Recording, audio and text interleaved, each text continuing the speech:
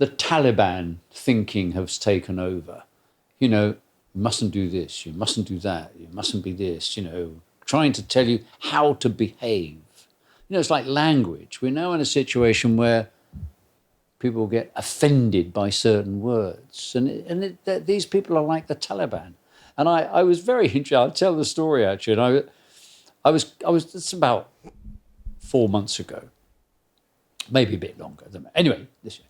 And I was called up by the BBC, and they, the producer there, they were going to do a documentary series on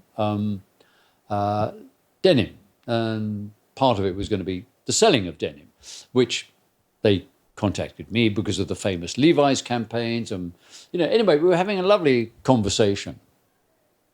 And this producer, the female producer, said to me, so, you know, when you sold Laundrette, you know, how did you go about selling it? Because it's a very, you know, it was a very profound idea and changed all kinds of things. And I said, well, actually, when you look at it, I explained there is a thing called, there's advertising is 80% idea, 80% execution. Most creativity is like that. Now, my maths, I was never very good at maths, but I can tell you that makes 160%, which is nonsense. And we were talking about it, and I said, well, you know, if you look at Laundrette, it was a very, very simple idea. Guy walks into a laundrette, he takes his T-shirt off, he takes his jeans off, he puts them into a washing machine with some stones, and he sits down next to a great big fat man. And she said, oh, you can't say fat man. And I said, why? So it's not acceptable. So I said, so now I'm being truthful here. What I should have said, but I was so stunned by this, I thought, what?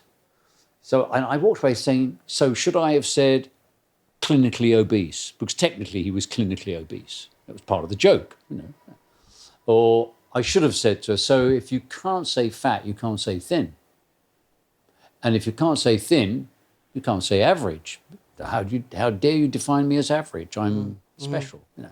And I walked away thinking, these people are the new Taliban. They have decided the word fat is wrong. On what basis? You know, so you can't say fat swallow anymore, or fat boy slim. Cool, he does both, of course. So, you know, you got that. So it's this way that society sometimes develops this belief system that some things are wrong and some things are right. Some things can be offensive. Of course they can be. And you shouldn't do it. But her answer to that should have been, well, I wouldn't have said fat. I would have said this. And then you have a debate about it. And that's fine. But to immediately say, I am banning this word. I'm banning that. And it's happening. And we live in a society where freedom of expression, without being offensive, we're not trying to be offensive, is being challenged. And I think that's hugely dangerous. Yeah, it's incredibly dangerous. And I think I think I'd love to know how you think that's impacted sort of creativity. I feel like people, because I know, you know, I write this newsletter and I write, and I've had a few things where people have sort of kicked back on some stuff I've said. And I try and, you know, I love the word irreverent. And that's why I try and write in a kind of a really, like Tom Wolfe was one of my biggest inspirations. Yeah, great. And I love, you know, so, you know, like the way he writes, he's a massive inspiration. Hunter S. Thompson. And so it's a bit weird, but I love it and it's my style. Sure. But some people kick off with it, and I'm like, I just unsubscribe. That's cool. But don't go on a big, you know. You've taken offence. That's your problem. Yeah. Don't take offence. They're like, you need to do a public apology. I haven't said you should go out and shoot somebody. I haven't been discriminatory in the sense of saying, you know, that person's better than that person because they've got long hair, short hair, brown hair, red hair, wiry hair, whatever kind of hair. I haven't said, and that would be appalling, obviously. But when you say, you know, you've described somebody in a certain way or you've used a certain word, as long as you're not trying to offend the person, then don't take offence. You know, context is fundamentally important. But also language carries with it a kind of understanding. Oh, I understand what you're saying.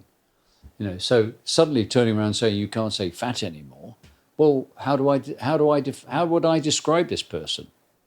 Clinically obese? Anyway, What was it's the- a kind of weird world we're living in, and I think it has affected creativity because, you can see people afraid to do certain things, and I think that all the films are like they're just done 28 weeks later. That's right, yeah. Which was so it started off with 28 days later, 28. 28 years later, is Yeah, it? sorry, 28 years later. Sorry.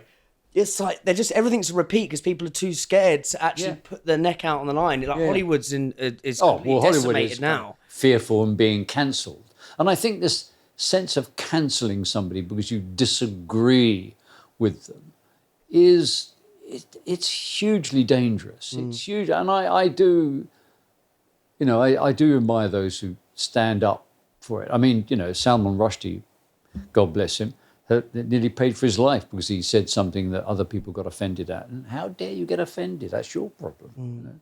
Espressos is sponsored by supply chain software gurus Unleashed.